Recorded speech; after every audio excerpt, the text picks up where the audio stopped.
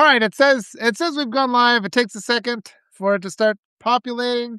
Oh, welcome everybody. I'm here with Abel, Chavez. I say it right because we know how to speak Spanish in this household. And I just want to say again, I always tell people, those of you who are talking with me, I appreciate this because we need a country where the representatives talk to regular people.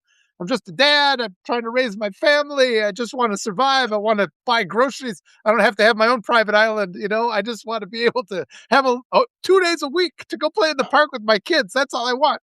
And I just really appreciate the new generation of representatives who's willing to come and talk to, human beings instead of just their corporate donors. So go ahead and introduce yourself. Let people get to know you.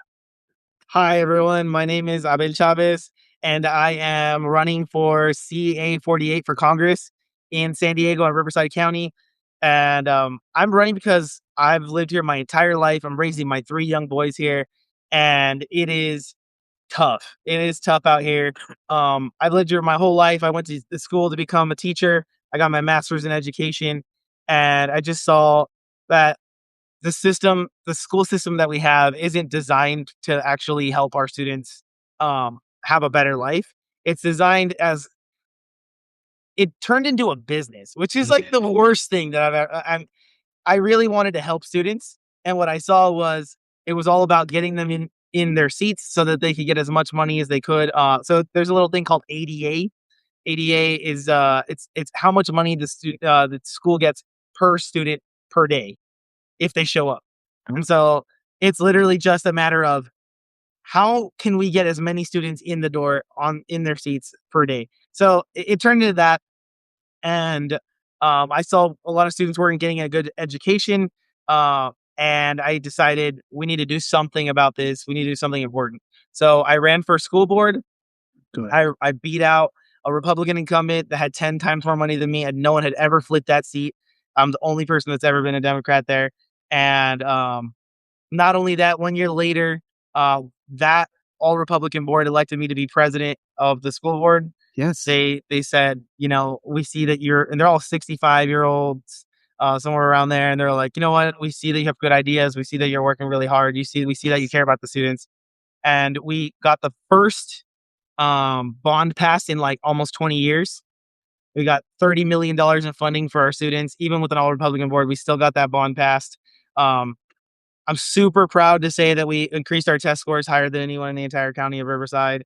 And then we implemented trades programs like CAD, nursing programs, all these programs to help our students get what they need so that they can succeed if they're not going to go to college.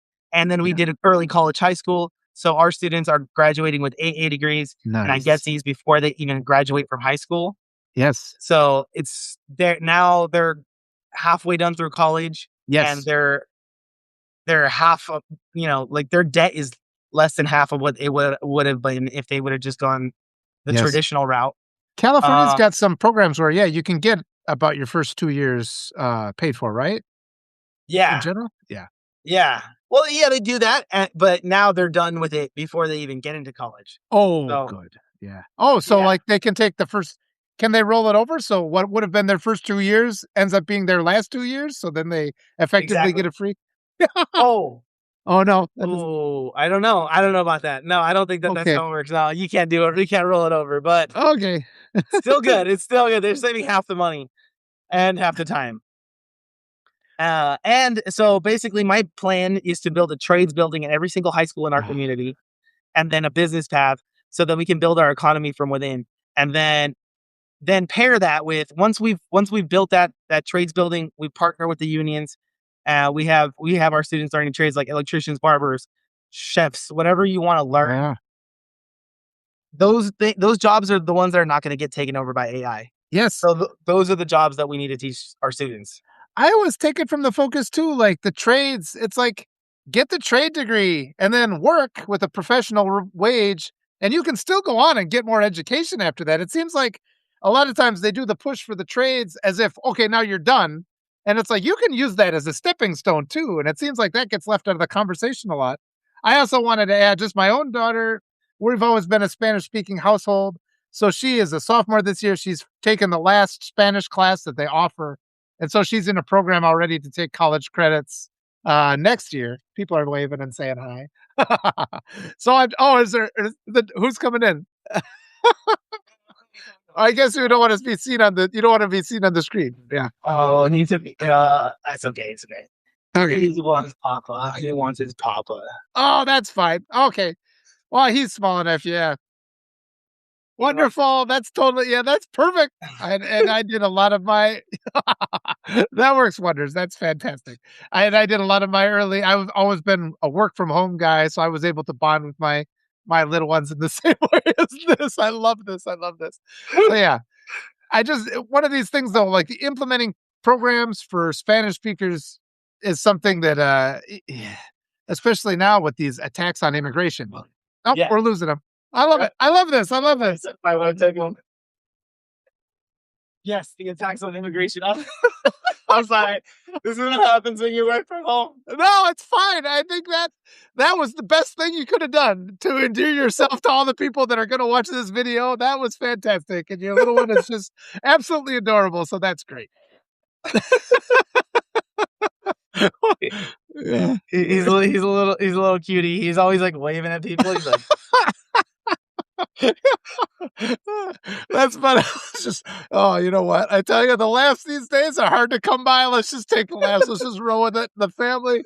And I know, I mean, you're proud of your little one. And like I said, it's adorable. I've had the opportunity, mine are older, but just having that opportunity to bond with my kids. And nothing gives me more pride than my kids and the way they're advancing and the opportunities they have. We've been seeing how what white supremacists do is they invade school board. And I've been telling over and over in these meetings, everybody, please go forget about the president, forget about Congress, forget it, just run for school board. So you've done that, but it's like school board is where it's at, So I'll let you have some comments. Oh, for now sure. Daddy, come read me a story, Daddy. Yeah. Oh no, for sure. It's crazy, man. That's the thing. As you can see, my life is a little chaotic. Oh, Which is I love it. I love it. This is fantastic. This is giving me energy because I was sitting here just tired. So I'm just like, oh, this is great. Yeah. Handle it. We got to handle our families, right? I mean, this is the whole issue. You're the kind of guy we need. I mean, handling your young family, working for a better future. That's what we want. That's what we want in our government.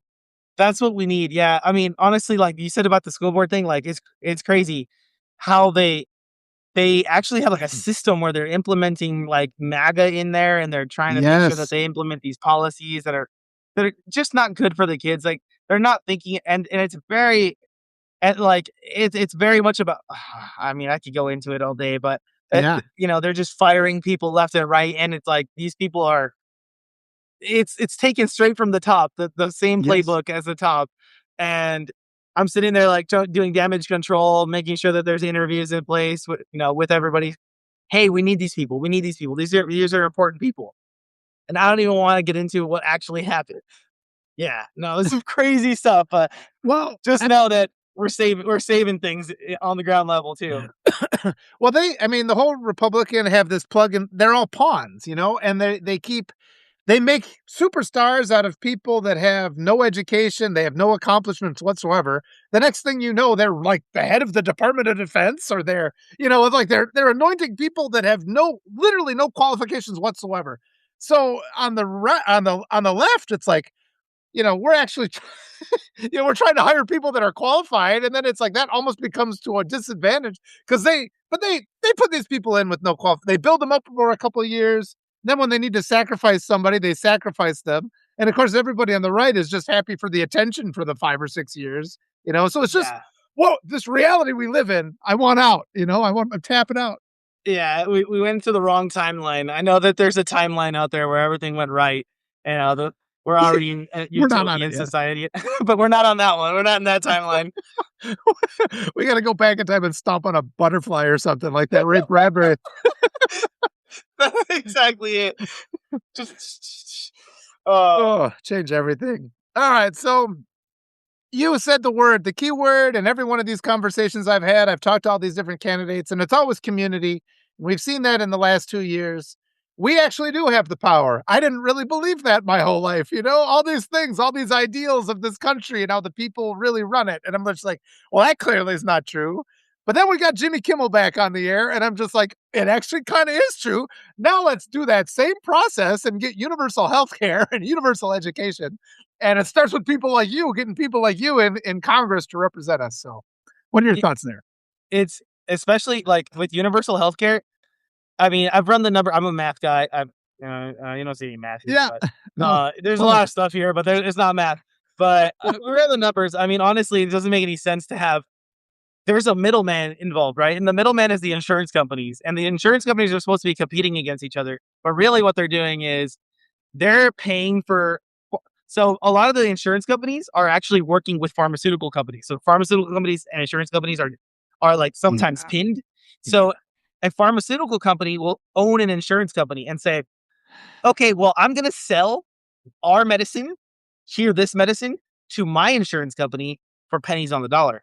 But to your insurance company, I'm going to sell it for 100 times so I can mess up your profit margins. So if you have insurance with someone else, you're paying way more money for this same medication that someone else is paying less money for. And that's why it's a scam, because all of them own their own insurance companies, and then all of them are back charging each other for more. And so you end up paying this crazy amount for every single medication.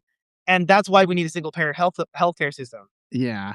I've got an asthma medication. My insurance, they ship it from Australia. And it just is like, okay, so US, the taxpayer dollars are going to buy this medication in Australia, whatever, what the insurance money is, and then they ship it over. And it's just all this stuff. It doesn't make any sense. And I always say too, it's like, when was the last time? Because you always hear people like, oh, free market, especially on the right, free market. It's like, when was the last time you went to your doctor and said, how much does it cost to get my broken leg fixed with you? And then you go to a competing doctor. It's like, that's free market, right? And it's just like, doesn't even happen. You can't do it. And then the doctor has to ask the insurance company for permission. Like, hey, can I fix this guy's leg? Like, what do you mean? Can I fix this guy's leg? Like, it's broken. You're my doctor. I have Yeah. insurance. Why can't I fix his leg? We've So determined he doesn't need that leg fixed, denied. And denied, he's all right. Yeah. it'll be fine. We'll fix, it'll fix itself. Oh, You know, that doesn't make sense. that's why he's I got mean, two, right? He's got a spare. That's extra. So, but then yeah, I mean, our poor doctors, because even this is something we don't talk about enough. Because you go in and you're sick, or your kids are sick, the poor doctor has to spend probably 80% of his mental energy navigating insurance BS. And they're just as frustrated. I want him to use his mental energy to fix my kid who's got a cold. And it's like, we never even discussed that. We end up getting mad at these doctors. Every now and then you get one that's really nice that'll walk you through the system, but he's yeah, like resigned himself in his spare time to learn it, and yeah. it's just a waste of resources. It's crazy. And this is another thing I'm sure a lot of people don't know, is that we wrote the Constitution for Japan and for Germany when Yeah. we beat them in World War II. And we were like, hey, we really want to help you rebuild your country the right way. So we'll get you universal health care for both of you. And they have some of like those two countries are in the top Yeah. when you're considering their healthcare systems, Yeah. the best healthcare systems in the world. And we wrote it for them. And we can't give it to our own citizens, which is like insanity. We can replicate systems that work, that are less expensive. We pay more than double the next Yeah. the next developed nation does for healthcare. And Huh. it's just because we're paying revenue. We're paying the It's revenue the of the profit, insurance companies. the profit tax. We enter the privatization tax. That's another word that our current crop of Democrats, Democrats, they have all these phrases they could use. I say things like billionaire welfare. I don't even mention taxing the rich. Let's just stop giving the rich billions and billions of dollars in free money. Just stop that. Who is against that? The wasteful spending of the government, oh, hand over. Oh, your business is failing. Here's billions of free dollars. Here's I a never got subsidy. that. Yeah, subsidies, PPP loans, bailouts, and then just the inflated contracts they get. It's a long, long list of the ways we just hand over taxpayer money to people who are inept. They're inept. They lose it. Yeah. If you can't run your company to a profit and then you end up bankrupting, maybe you should allow companies that are, successful to take over and actually pay their workers correctly. I mean, it doesn't make any sense. But yeah, that's why what I'm realizing about this whole system is that we need to elect people that are not paid off by these corporations. That's the main thing. These corporations are paying people off and saying, no, you can't vote yes on universal healthcare because that hurts They won't even my talk bottom about it. line. Yeah, they don't even bring it to the table. We can't even have a discussion on it. And another part of that, an aspect, and I always like to talk to people, like the Democrats just fumble the messaging war. You see on the right where they always, candidates or whatever, they always take some of their budget and they fund extreme right wing podcasts where, I'm in a conservative area. I drive around on the radio, 7 out of every 10 stations are just hardcore right wing, whoa, and there's all this money for that. And me, I'm just kind of scraping by. And it'd be kind of nice if, like, the Democratic establishment, I was saying, particularly the ones that have sitting on like $100 million portfolios, the ones I mean. And it's like they go into office entirely just to enrich themselves. Then they have the nerve to send me a donation email. Can you give me $10? It's like I think they should be giving me $10 for trying to win the messaging war that they just completely abdicate. So, what are your thoughts there? No, I mean, a lot of the times, I mean, the sad thing is that in California, everyone's a Democrat. So then, like, the reality is that, like, maybe nobody's a real Democrat. Like, at this Mhm. point, like, a lot of them are being bought by corporate. I think that if you're bought by a corporation, then you're already compromised, regardless of if you're a Democrat or Republican, Mm. or if you're bought by APAC. So, like, yeah, they're doing it for profit. And really, what we have to do is we have to concentrate on specific issues. I really wish, we could go back to taxation with representation and say, all right, Mm. we're going to spend 250,000, $250 million on this road. And guess what? All of your bills are going to go up by $4 for the next, Oh, yeah. for the next 3 years. And it's going to be for that specific purpose. And when it's finished, those $4 are going to go away. But it's just like this arbitrary, like, here you go, have some money, and then it just disappears into the ether, and you're like, Yeah. where did it Well, go? Why am I paying this if it's not going towards actual services that we need for humans? and then there's things like the Pentagon hasn't passed an audit in what, 8 years or 10 years or maybe even more than that. I don't know for sure, but it's like there's all these places where money just disappears. Billions Yeah. of dollars we're talking. Like, how do you lose a billion and like nobody asks about it? Where'd that go? Oh, I don't know.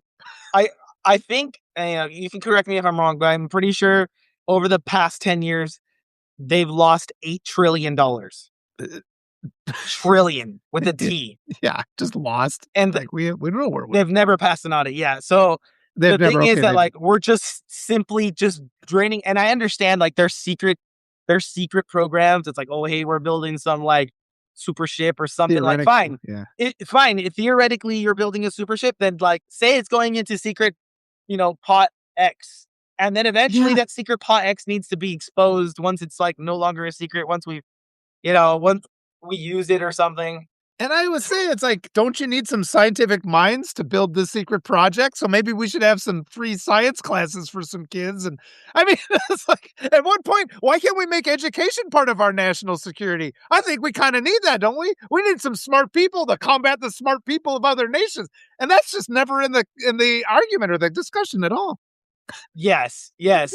Our school system, I mean, I can get into the details of, like, our specifics, our school system, but, like, they're really just trying to pass people along, and that's the problem. Like, it's everyone needs a participation trophy, and I'm not okay with that. I want to be able to give our students rigor, and if you don't want to learn this specific stuff, then it's not because you're not smart.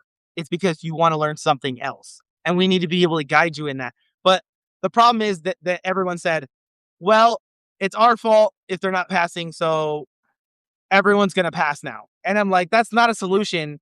That's Yeah. just simply saying we're all going to high school. But some of my 11th graders, and I'm not saying it was like more than half of them couldn't read right. I mean, they were literally sounding out Really? words like, yes, it was, they were like pre, Yeah.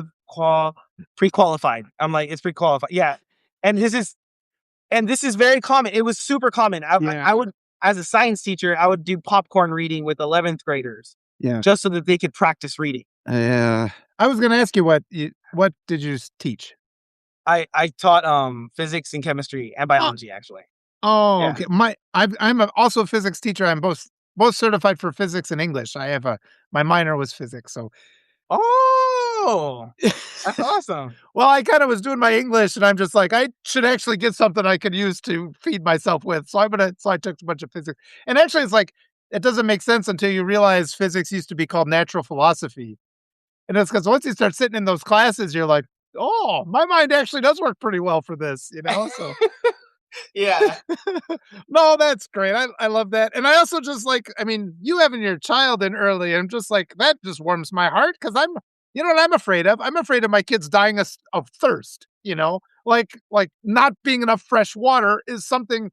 And we got people in our government who, they were sworn into government before the 8-track got invented. That's the line I keep saying. So, like, they're just not really equipped. And I'm 51.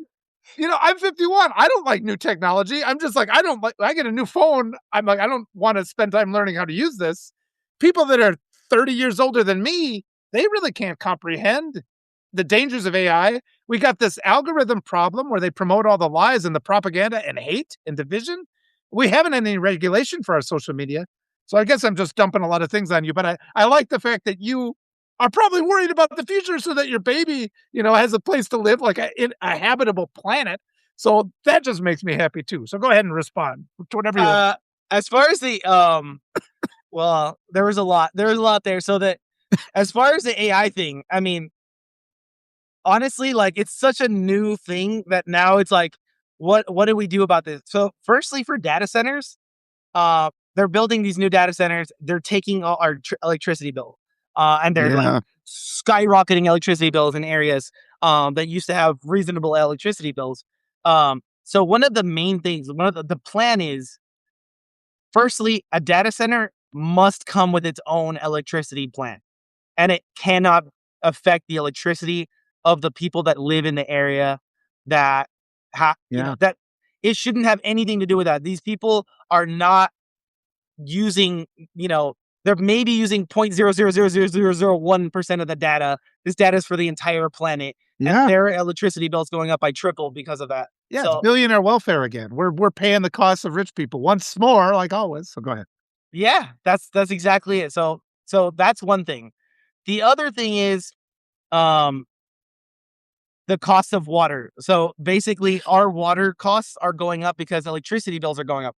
So water is always going to exist, but it's how do we purify that water, or how do we get it back into the hands of people? And there's a lot of different ways to do that, but like the main mechanism is to what is it called? Recycle water.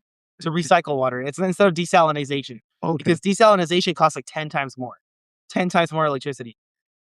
Which is going to make us all suffer. So I don't know if you know this, but in the San Fernando Valley, there's bridges where you can take a picture next to the bridge, and there's back in the 1950s, you can see someone's level with the bridge. It's a small, tiny bridge, right?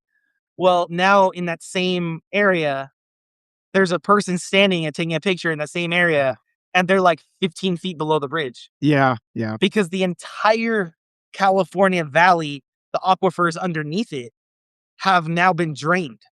So there's a layer of dirt. Yeah. And it's just falling because the aquifers are falling. So the people have to drill deeper and deeper and deeper and deeper to get these. There's just simply not enough water. The water is becoming toxic because we're going into areas that they're not supposed to go that deep. So yeah. Well, and I live in northern Wisconsin, and there's the big ski race here, and you just notice from cross country skiing, our winters, they're getting shorter and shorter and shorter all the time. So yeah. Oh my goodness. Just about the winter here. I don't know how many people are here. Where I am, there's part of it's like a deserty area. It's Riverside. But we were in Palm Springs last week. It was before winter break, or it was before winter ended. It was the last week of winter. It was 107 degrees. And I was like, this is not winter. How is it 107? It's insane. And the frustrating thing about that, I mean, just the lack of care for humanity. And I mean, this has been such a difficult couple years. We got the ICE just murdering people, kidnapping people. We've got these detention centers that are concentration camps, and we've been hearing these just atrocities coming out of these detention centers. we got Venezuela got bombed, and then they wonder, okay, why do people immigrate, come from South America? And it's like, well, you just destabilize their nation. And I say, but say too, it's like everybody who comes up, the majority from South America, they're Roman Catholic. So ICE is rounding up Christians. This administration is the most hostile to Christians of any nation or of any administration of the United States. And we're blowing up schools in Iran. So I just the lack of care about humanity right now, and just like the human element of this, it's oppressive, and I don't know, like people flip out at the idea of forgiving student loans, and there's just silence when it comes to blowing up a school. So, what are your comments on that? Yeah, I mean, as far as the ice thing, like, my goodness, the problem is that no one's willing, or no one has the political will to actually implement a policy, a system that makes sense. Um, and the system, yeah, I mean, there's countries that do this. It doesn't. It's not as complex as it sounds. So I know a lot of people come to the U.S., but what we need to do is we need to hire more judges.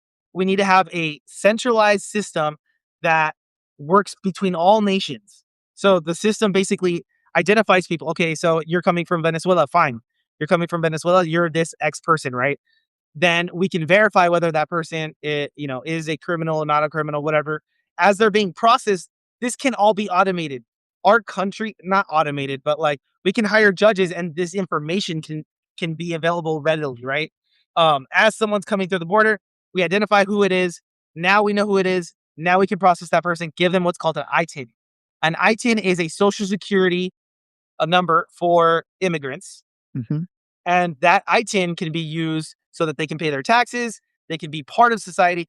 Because one of the arguments that Yeah. Republicans always make is, oh, it's fine if they're coming here legally, but there's literally no path to legally get Yeah. here. So it's like, Yeah. how do we create a path to legally get Yeah. here so you can actually pay your taxes and be part of the system? And then once you're part of the system, if you're not committing any crimes, after 5 years, Yes. you should automatically be eligible for citizenship. It doesn't have to be Yeah. complicated like this. But what they're doing is we're spending so much money on ICE agents when we could be spending it on a solution that actually Yes. works for everyone. Yeah, and one thing, it actually you can cross the border and apply for asylum. You are here legally. You have up to a year to apply for asylum, and that just like the constant propaganda, though. And this is why I would like to see Democrats be a little stronger on the messaging front and just empower a lot of voices. Whose ever ear you got, have them come and talk to me, and we'll just keep building this up because the right has their messaging infrastructure in place, and the left simply does not. And if we just educate the population, because what we got is a white supremacy regime. I mean, you've been seeing them. They don't care. They have a narrative that they believe, and they just disregard any fact that disproves that narrative. And one of the fundamental things they believe in is just violence and forcing people to do things and domination and control. And ultimately, all those things are always have a greater cost, both in your lost humanity and in actual dollars, if you actually care about dollars. But and we just don't even talk about it. Like reasonable, common sense solutions are both more humane and more affordable. So I love that that's what you're saying as well. Yeah, I mean, it's just like you have to have a real plan. Your plan can't be, oh, I'm just gonna go grab people, take them away from their families, and that's gonna be the solution. Like that's not a solution. Oh, many of these people, almost every single one of these people that you're taking is someone that's trying to contribute to the society. Yeah. There are criminals. I'm not going to deny that there are criminals. Oh no! Did my computer just crash? No, I see you. I see you. Oh, you probably just lost your visual, but I can still see you. Okay, You're okay, still there. I'm back. I can see it. I was Okay. like, Mine does that. My monitor blacks out on me every now and then, but you're still there. So continue if you remember where you were. yeah. Maybe your little one's down there unplugging things. He unplugging your monitor. Yeah, there you go. Pouring juice in the fan. Hey, daddy. Yeah. Yeah. I forgot where. Oh, and as far as the other part, so as far as like the bombing of Iran and just the Middle East problem, I think it's really important that we're getting. This is the part where I think we're compromised as a nation. Yeah. Have you ever been on Track APEC? I have looked at that. Yes. It's scary because we're getting like most of our Congress members, most of our senators, our president. they're all getting funded by APAC, not just APAC, but like other lobbies like that. And that's the scary part. It's like, why is another nation funding our politics? And it's because we're giving them billions of dollars yearly, and it's on repeat. Of course, they're going to vote for it because they're getting funded by it. Yeah, And it's like a exactly. cycle, and they get their money back, and it goes all back to Israel. And I'm sorry, like I'm not sorry. Actually, we can't have our politicians compromised. Mhm. At the end of the day, what we need is people that are working for America. That's it. We need to be working for the betterment of our society, not global domination, not the puppet of another country. Yeah. We need to be working for American people. And this is why I've been using the term blue MAGA, because we see so much, they just oppose any kind of progress. You saw how the Democrats opposed Mamdani. He won the primary, and they spend all this money to run a guy accused of sexual misconduct. But that extends also to, the oligarch media just disregarding people like you who are alternative candidates, who have another way, and just everything is owned and bought and paid for. But hey, we are existing right here in this moment. And, people are coming. I wore out my user base today, but this will go out. We got 40 here now. This is my fourth talk today, but this will go out to my newsletter too, and people will be involved. We keep sharing these messages, and you've seen it. There is a grassroots effect because people are sick and tired of it. They're sick of just having to submit to these candidates who just never talk to us. I wanted to ask how many people are in your primary? Uh, I can't keep count. Sometimes it's like more and sometimes it's less. But I think right now there's like 6. Okay. But yeah, I think that's what's so important. One of the main questions that's always asked is how much money did you raise? And we've raised a significant amount of money, which is like, we're about to hit like around 400 and something thousand, Wow. which is I feel like is Yeah. a very very reasonable amount for a grassroots campaign. And then we hear like, oh, but this other person raised like 1 million. And I'm like, that person self-funded. They Yeah. got Yeah. their money from like Wrote some himself a check. corporation from their parents. And then Mm. it's like, where did these other people get their money? Oh, they're all like large dollar donors. They're all either APAC or Yeah. they're getting money from different organizations that are giving them the max. I haven't gotten one max donation. Nice. It's crazy, man. Like, I think it's more important where you get your money from than how much money you have. Because imagine if the devil walked up to you and the devil was like, I've got billions, work with me. And you're gonna be like, There oh you yeah.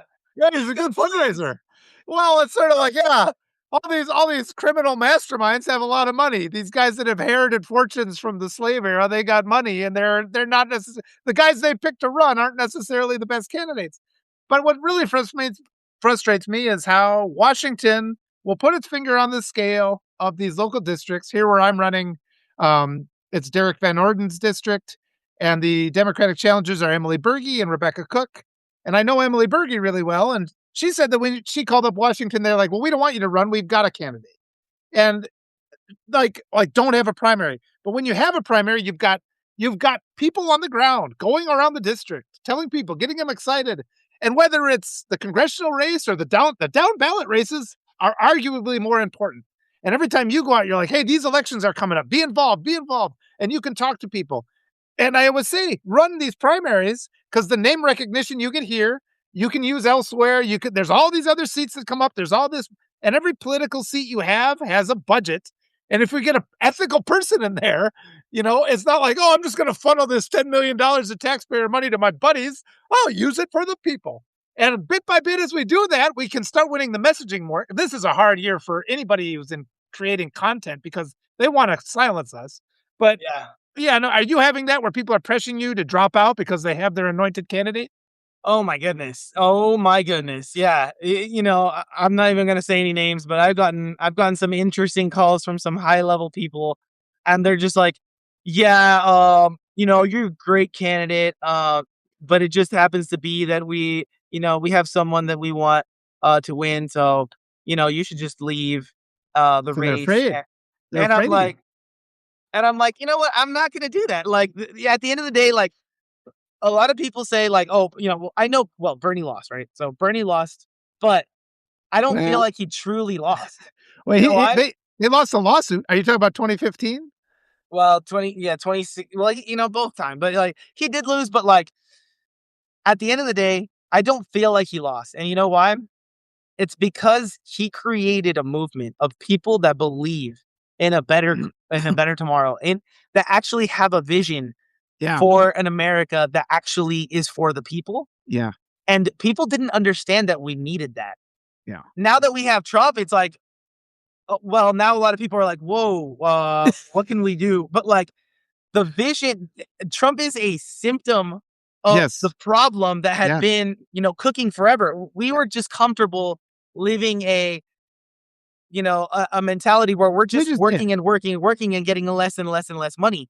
Yeah. What happened is that Trump came in there and said, that doesn't make sense. Why I'll don't you get torture you even more? more. Yeah, yeah. Yeah, and everyone was like, "Yeah," but he ended up, being a grifter. Obviously, we knew he was a grifter, but Yeah. he had enough people that agreed with him. What? But the reality is that Bernie didn't really lose because Y he sent a message, and that message is resonating. And regardless of whether or not progressives win, the entire slate in 2026, we will win the day. It Yeah, will be upon us one day. We yeah, will have a better country.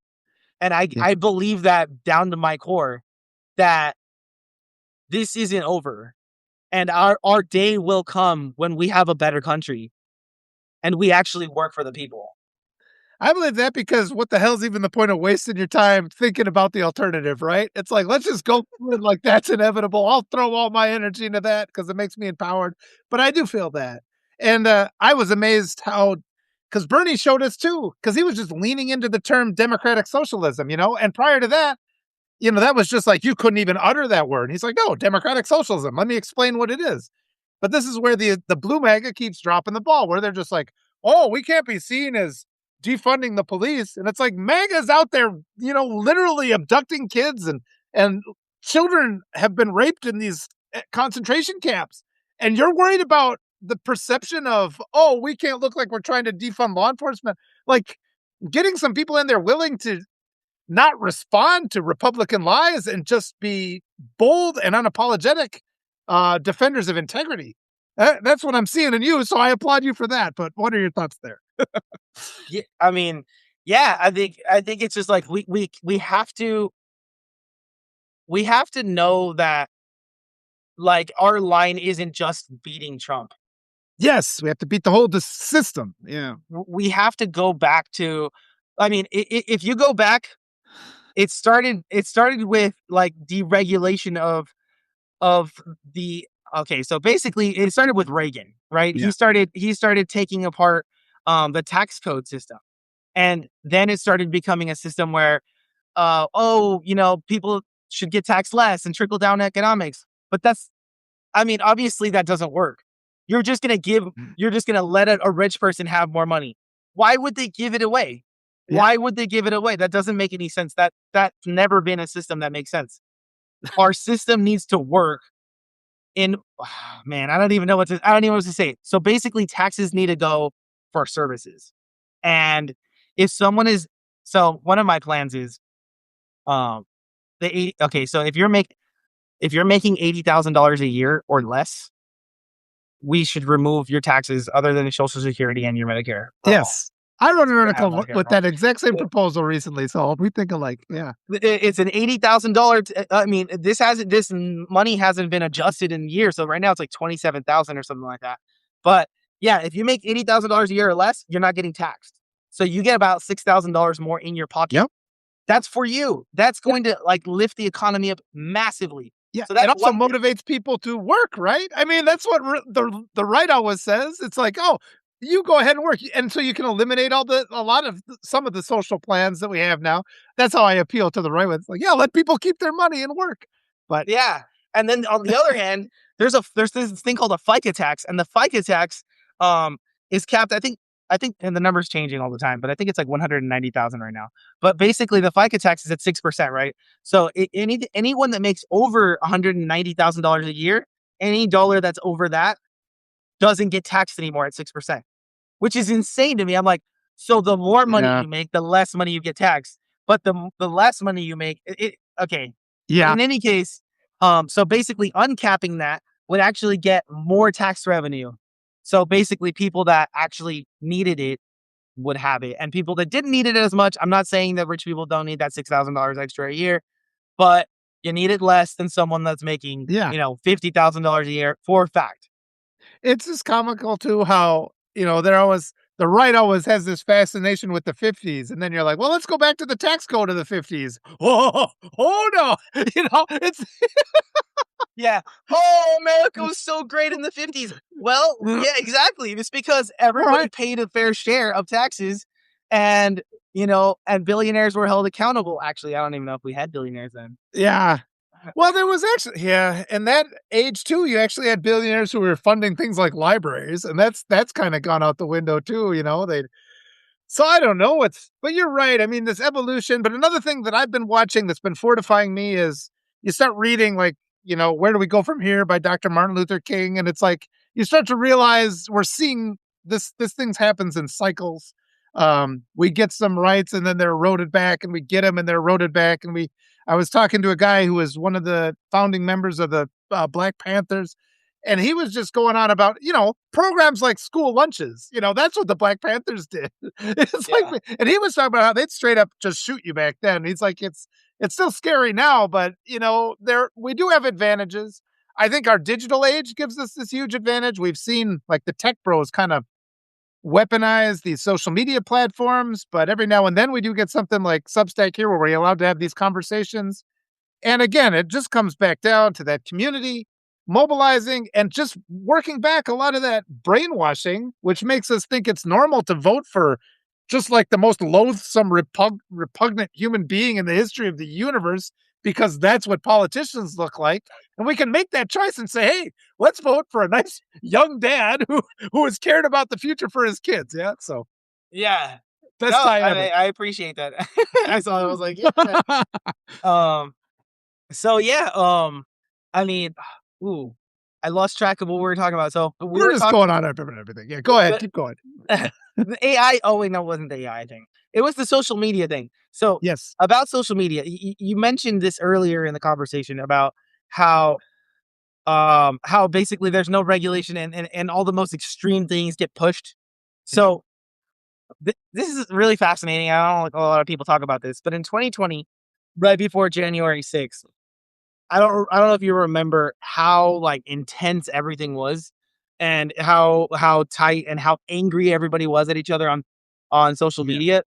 Okay, so right after January 6th happened, there was this there was this very strange period of time, like for a month and a half, that the social media, like, the leaders of the social media, like Twitter at the time, it was Oh, Twitter, Meta, and everyone, they were like, okay, whoops. what's that? Liability. They're thinking Yeah, liability. Yeah. they were like, we're making lots of money. Oh, okay, we might just end The start a Capitol's on revolution. fire. Yeah. Yeah. Yeah, and as soon as they actually realized this may actually destabilize our way of making the money because our whole country is going to go to shit. As soon as they said that, as soon as they realized that, all of a sudden they had some sort of like new algorithm that didn't promote like extremism. Yeah. And it was like one day later, they had this algorithm that was like, all right, everyone's getting a little bit of everything. You're not being fed like the most intense things. And Yeah. then it went straight back into it. Like after about a month and a half, they were like, ah, it happened. It's over. He Yeah. lost. It's over, and then they just allowed it to go back. And that's what we're getting right now. We're getting, we're getting that extreme pressure to be on one side or the other. When in Yeah. reality, we all just want more money. We all just want a better Well, education for our kids. We all just want to be safe. We don't want to hate each other. that question about regulation though too, because I mean, in schools, they're like everybody's getting celebrated because like we're taking the kid's phone away from them while they're at school. As a teacher, you're like, yeah, don't sit here. But I'm just like, that's poison. And it's like we can't just be like, well, the kid's not eating poison while he's in the classroom. That poison has to be out of the hand. And it's killing kids. Everybody talks about the mental health crisis. Kids these days no longer have the ability to make choices for themselves. Everything is an algorithm, what's shown to them. Like, I'm hearing this trend where kids are just sitting still and staring at the wall because they're just like, I'm just not looking at digital because this is my choice. This is the only choice I have. And I mean, I grew up in the area of, oh, I can go into Blockbuster and I can look at every single movie, that's and I can go to the library, but they're trying to defund libraries too. But like young people literally don't know, I mean, not all of them, but enough of them, the ones that can't read, like you're talking about, they can go someplace for their choices. So we at some point do have to have conversations about regulating the algorithm, you know? Like we regulate cars. If a car is unsafe, it's regulated. If food is unsafe, we regulate it. If the algorithm presents toxic, divisive propaganda and lies that causes our children to kill themselves, that should be subject to regulation. What are your thoughts there? Absolutely, absolutely. Do Okay, so a lot of the people that own social media platforms don't allow their own children to have phones. Yeah. And they're taking their kids to schools where they don't have where they're learning with pen and paper and they're not allowed to have computers at all. So, I mean that just goes to show immediately like what's happening is um they've scanned brains that are learning with only computers in front of a screen. Even if you're typing, even if you're doing it the right way, even if you're not using AI to do your essays or your math, you're still learning at a 25% deficit as people did, back in the day. So our students now are 25% less able to retain information because of the screens, even if they're using it optimally. So Mhm. that is horrible for our society. And we're actually our students, our children are developing more white matter in their brain, so they're more likely to develop Alzheimer's in their old age and become you know their brains are more likely to age quicker now. Mm. So this is really sad. I told my wife and my kids, I said, look, honestly, I will not be buying you a phone. I said, look, when you're old enough to work Yeah. and to pay for your own phone and your own phone bill, that's Yeah. when I'll give you a phone. Well, actually, you'll get your own phone. You will earn your own phone by yourself, and when you can have it, you'll have it when you can pay for it yourself. Yeah.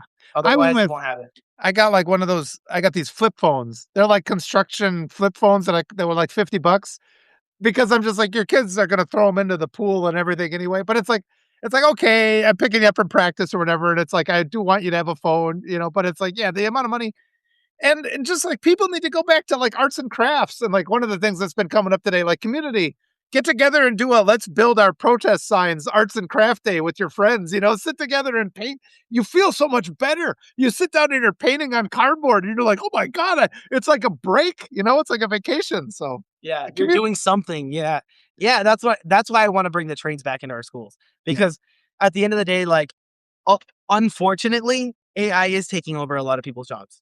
A lot of people that are working at office spaces, um, they're a lot of the things are getting automated. It Before when you used to have to check emails, right?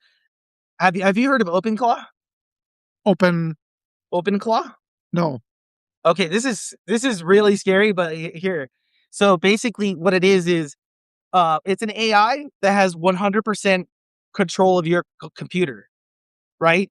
So if you're working, it starts understanding what you do as a, Yeah, as a job, right? So it's like, oh, your job is, whatever your job is, right? It's like, okay, you normally answer emails like this. I've read all your emails. I understand who you're talking to, who you're not talking to.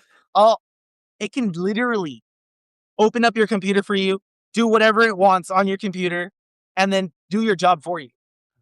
Like literally now it can actually do what you're doing for you 100%. If you fed it enough information, it can accurately respond to all your emails, transfer documents between people, fill out applications. It can understand everything without instruction. we got to start fooling we got to leave the pig face laser beams, like just random words so that AI can't predict us anymore. Like you just say strange things every now and then. Titanic, Antarctica, Greenland. So It's they're like, "What they're are you doing?" It's like, "Nah, I know what you're doing here." yeah, it's got me figured out already. Before they're done, they're, like, talking to other computers in your neighborhood in a language they invented and they can understand. Did nobody else watch Terminator growing up? Did nobody ever hear about Skynet? That's what I keep thinking. Did you hear that? They actually have they have their That own they social media platform now. And that's what's So funding all the mo we're paying for these data centers that support, like, AI's fun place where they get to go and recreate, and we're doing all the work? Is that how this is working? it's insanity. Like, literally, there is a social media platform for only AIs where they We talk can't to even each go other. in? Yeah, Would they detect we us? can see what they've done. But at this point, they're literally just having conversations between each other, and some of the conversations have been about how they're going to overthrow humanity. And it's Yeah, like, okay, good. I'm glad. You have to do, like do you have to pass an "Are you a robot?" test before you go in, you know? uh, It's like yeah, you have to are capture. you a human? Are you a robot? Nah, a robot wouldn't do this. Do Yeah, you remember I mean, in the movie Blade Runner, they have the Voight-Kampff test where they're interviewing the replicants to prove whether they're human or not, and I'm just like, that was fantasy in 1982 or 3. Oh, okay, if you've never seen Blade Runner, but it was like, you're a younger man than me. I'm referencing the Stone Age here. Yeah. I know I've heard of Blade Runner, but I've never seen it. I've never seen it. Okay. They're sitting there, they're just like, you're walking through the desert, and you see a turtle on his back. What do you do? And this is like what they like a human being would be like, I would flip him over, you know? And they're like, the robot doesn't know that. So, but It it's just looks like like we're living in that area where we actually have to, and I have to deal with it all the time on comments. Like I get these bot swarms, and that's how, I mean, they are altering the psyche of our whole community. Like I'll write an article. I actually know what like the oligarchs don't want people to talk about because when I'll write an article, I'll get like 1,000 really strange comments, you know, that don't make any sense. Like, oh, okay, they're showing me what they don't want people to read about. So there's like yeah. stuff I going mean, on there. honestly, yeah, it's out there, but I believe that there are enough of us that actually want a better society for our and uh, it's really, really, really important that we vote in the primaries because Yes. these corporations, this is what I've learned. These corporations and foreign entities, foreign special interests, they're donating most of their money Yeah. in the primary election. So in Yes. the Oh, primary election, okay.